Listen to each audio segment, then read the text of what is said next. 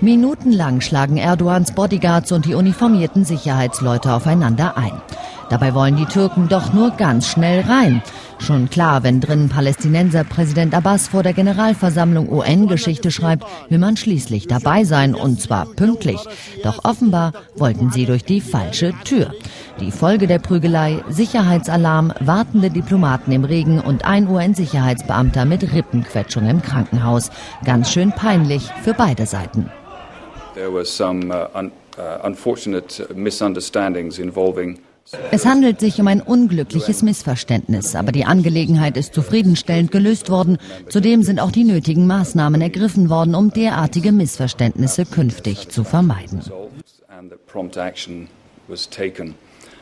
Man hat sich wohl gegenseitig entschuldigt. 9 UN-Sicherheitskräfte wurden vorerst in den Verwaltungsdienst degradiert. Ob und wie die türkischen Sicherheitskräfte bestraft wurden, ist nicht bekannt. Doch wer zu spät kommt, Sie wissen schon.